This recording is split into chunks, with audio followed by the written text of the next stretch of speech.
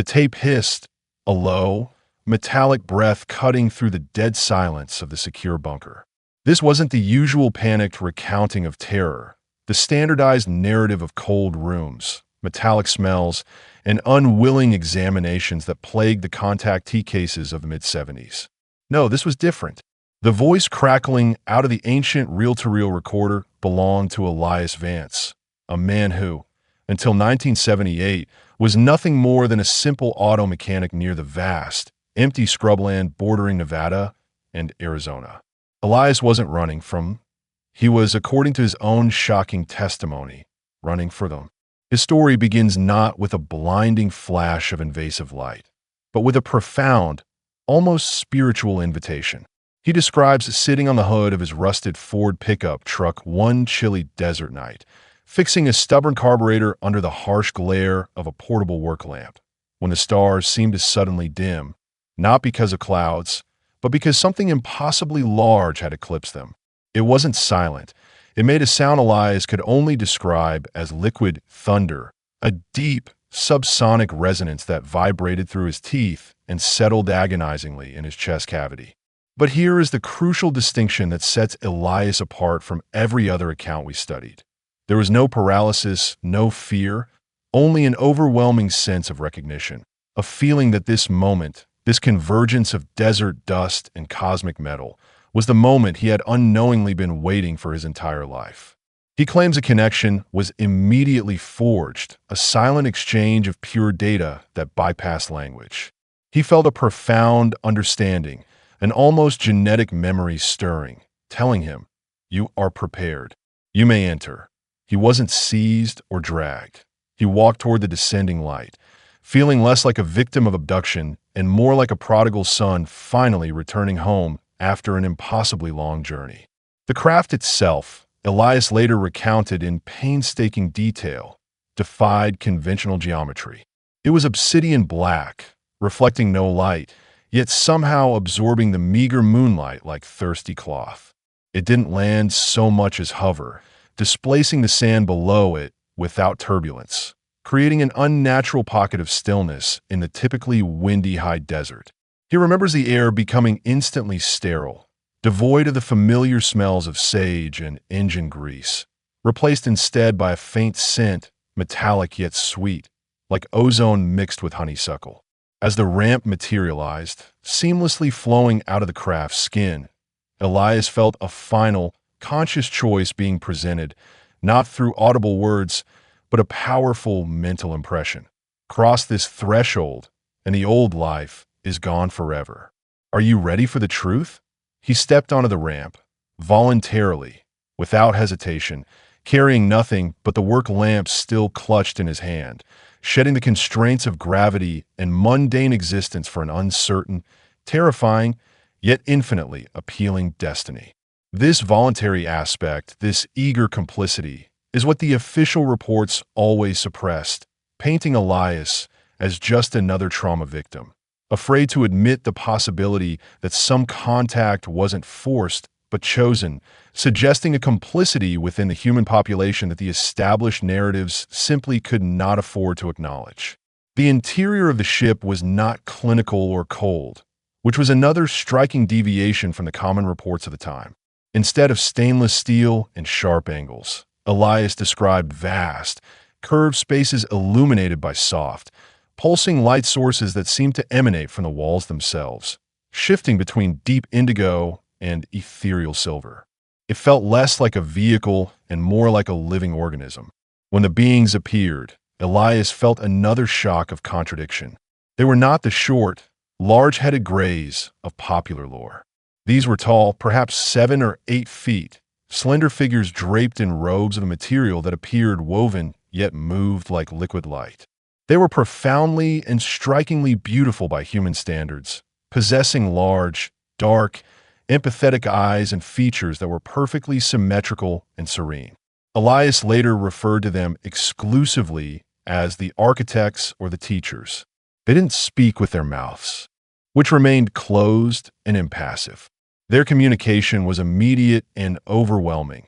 A symphony of concepts and emotions poured directly into his consciousness, bypassing the slow, clumsy mechanism of human language. The initial message was one of universal context.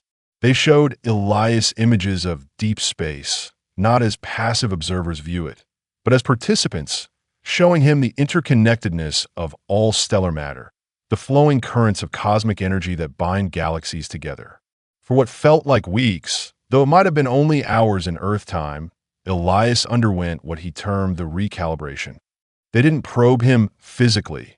They probed his mind, gently undoing the societal constraints and fear-based programming that governed his perception.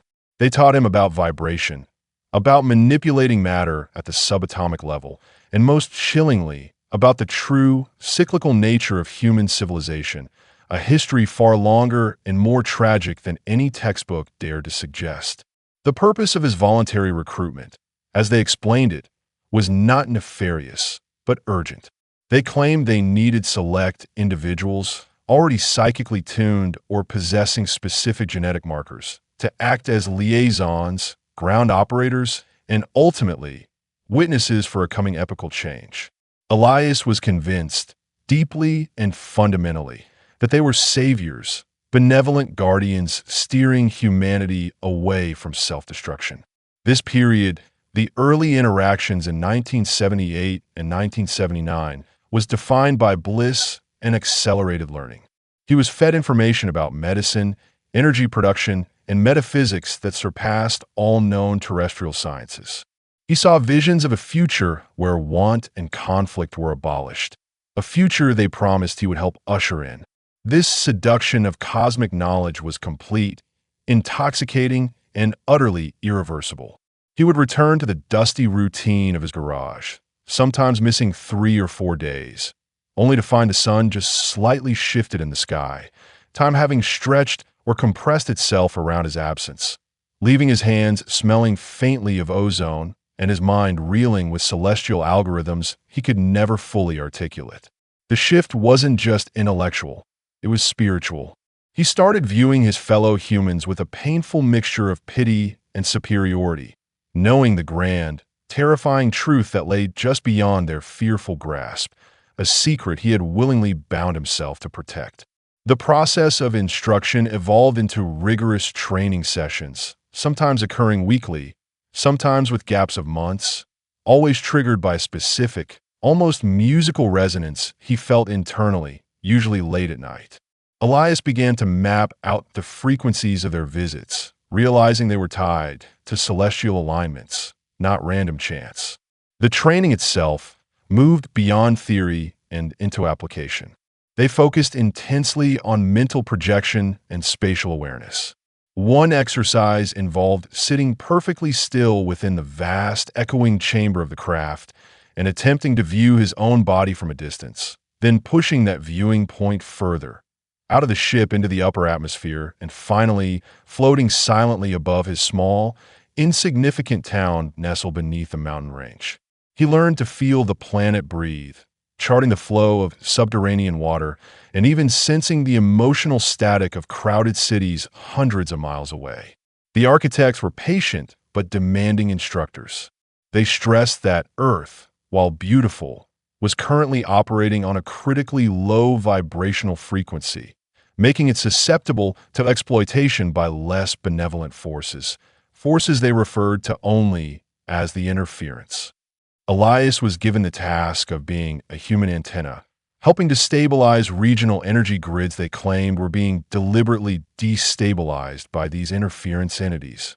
This involved being dropped off in specific, remote coordinates, often high up in the desolate plateaus of New Mexico or deep within the restricted zones of the Utah desert.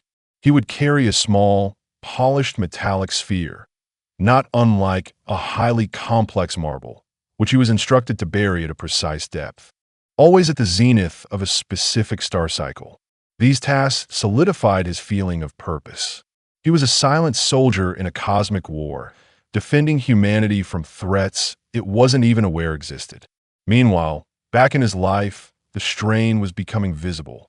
He lost weight, his eyes perpetually held a distant, searching look, and his ability to hold coherent conversation about mundane topics like engine timing or sports dissolved. His few friends worried he was drinking heavily or suffering from shell shock, maybe residual effect from a never-discussed tour in Vietnam, though he had never served. The secrecy became a suffocating layer, separating him from the rest of the world. He invented complex lies to explain his disappearances, long-distance parts runs, sudden illness, or fictitious family emergencies. He knew, instinctively, that if he spoke a single word of the truth, he would either be locked away or, worse, become a target for the very government agencies he suspected were already monitoring unexplained activity in the area. The contrast between the dazzling, crystalline clarity of the cosmic instruction and the dusty, compromised reality of his life on Earth created a permanent schism in his soul. He was living two lives, one of universal enlightenment, the other of suffocating deception, all willingly entered into under the conviction that the greater good justified the personal sacrifice and the increasing alienation from everything he once knew. The inherent beauty and benevolent instruction, however, started to crack around 1982, revealing the cold, transactional core of the architect's true motives. The first sign of trouble wasn't a sudden hostile act, but a chilling shift in communication. Previously, the flow of information was reciprocal, felt and understood. Now, it became purely directional, like receiving orders from a command center. They stopped answering his philosophical questions about love, suffering, and the human condition. Instead, they focused solely on logistical requirements, precise coordinates, data retrieval parameters, and warnings about the rising threat of the interference. Elias began to realize that his role wasn't that of a favored student or partner, but a highly sophisticated organic tool, a proxy they could deploy into environments hostile to their own physiology. He saw himself less as a volunteer and more as a manipulated asset. The specific incident that shattered his illusion of benevolence occurred during a mission near the Four Corners area. He was tasked with monitoring unusual seismic activity, which the architects claimed was being artificially generated by hostile terrestrial forces attempting to reverse engineer certain abandoned alien technologies. While lying prone on a high mesa, utilizing a complex sensor device given to him, he witnessed another ship, small, silent, and distinctly not belonging to his mentors, descend rapidly into a remote canyon. He initially thought it was the interference. But then, the architects telepathically blocked his vision, a sharp, physical pain searing through his frontal lobe. "Do not look, Elias. Not everything concerns your mission," the thought projected, cold and final. When the block lifted, the other ship was gone. The next day, local news briefly mentioned the mysterious disappearance of a rancher's family camping in that exact area. Elias pressed the architects for answers, violating their established protocol of only responding to mission-critical inquiries. He demanded to know if they were related to the abductions plaguing the region. The response was clinical and devoid of emotion. All exchanges serve a purpose in the greater equation, Elias. Those individuals were genetically optimal for necessary research and seed preservation. Their trauma is irrelevant to the continuation of the species. That single sentence, delivered with such dispassionate finality, broke his devotion. The realization hit him like a physical blow. Their definition of benevolence was strictly species-centric, prioritizing their own survival and long-term goals over the concept of individual human free will or suffering. His voluntary compliance had made him a participant, an accomplice, in something far more morally ambiguous than he had ever intended. He hadn't voluntarily gone with saviors. He had voluntarily entered into a Faustian bargain with cold, calculating cosmic manipulators who saw humanity only as a biological resource to be managed, harvested, or studied.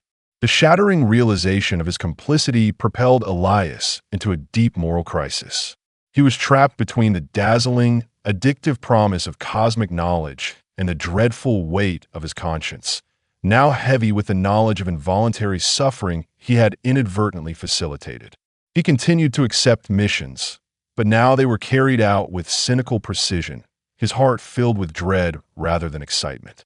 He was searching for a way out, leverage, or a piece of information he could use to expose them without suffering catastrophic reprisal. The architects, possessing deep insight into his psychological state, immediately detected the shift. Their visits became less about teaching and more about subtle threats. The serene faces held an edge of impatience, the telepathic communication acquiring a metallic, demanding tone. This emotional distance, more than any physical threat, was terrifying.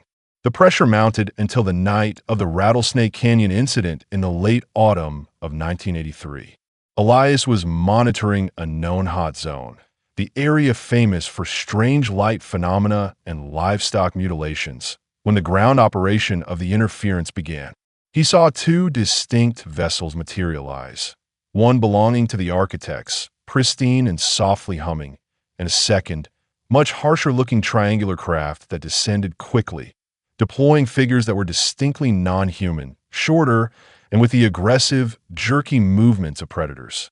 This was the cosmic war they had warned him about, but the terrifying part was the location of the conflict, directly above a small, isolated cabin where a young couple was sound asleep. The goal of the triangular craft was clearly to harvest. The goal of the architects was to stop the harvest, but not out of compassion for the humans, but out of proprietary interest. They were fighting over biological inventory.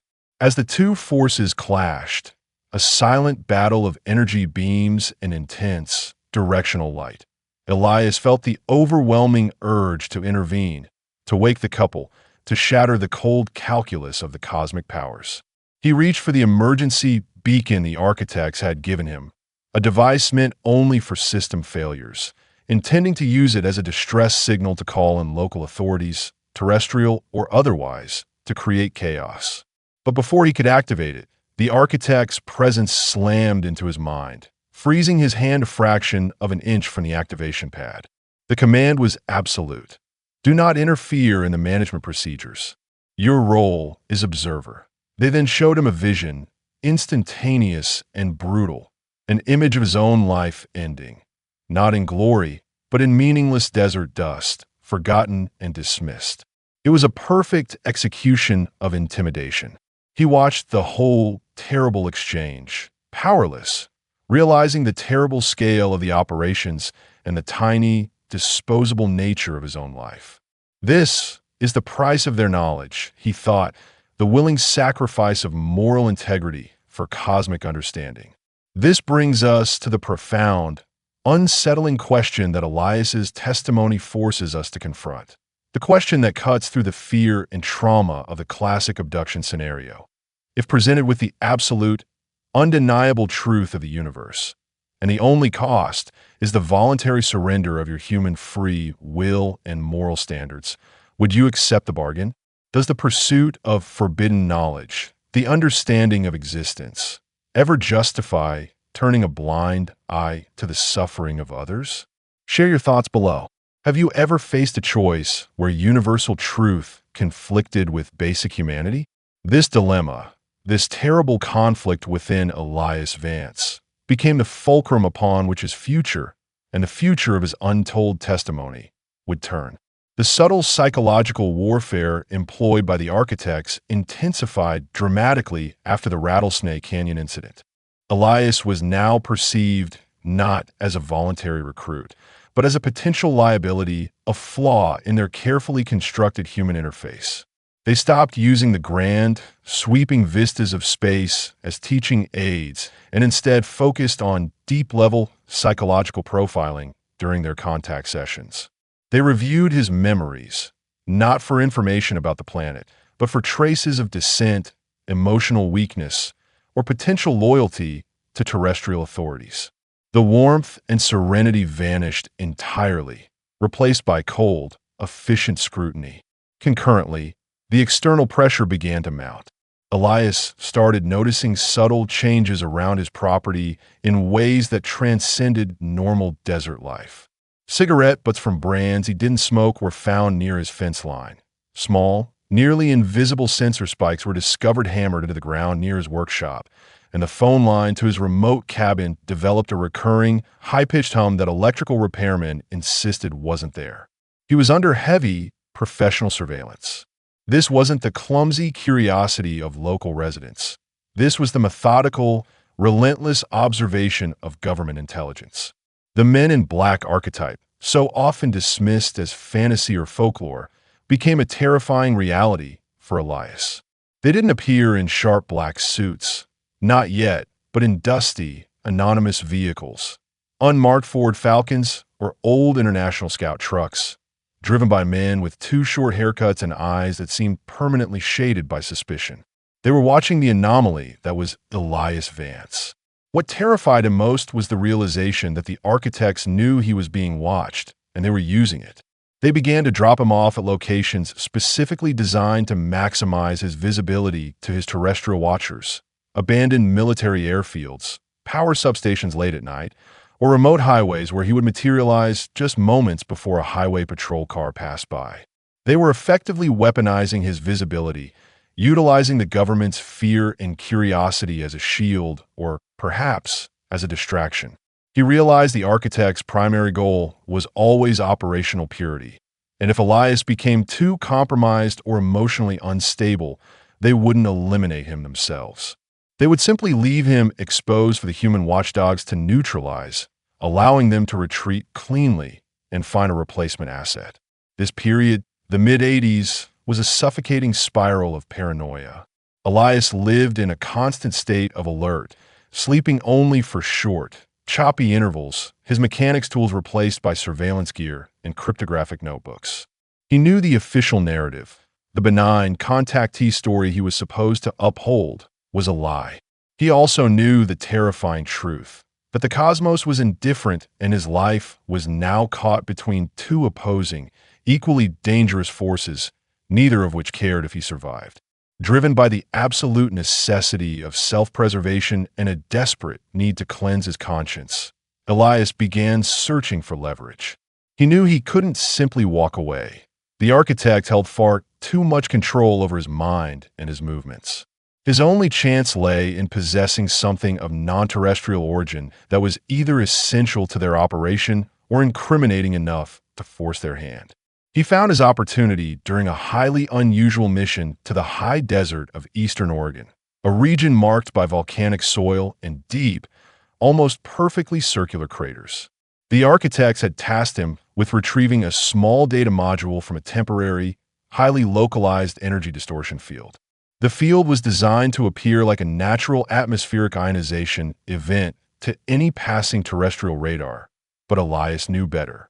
He was given specific instructions: retrieve the module and nothing else. But as he approached the shimmering distortion, he saw it. Resting partially buried in the cooled lava rock, pulsing faintly with a deep amber light, was an artifact of immense power and complexity. It was roughly octahedral in shape, about the size of a human head, and seemed to defy the laws of physics simply by existing.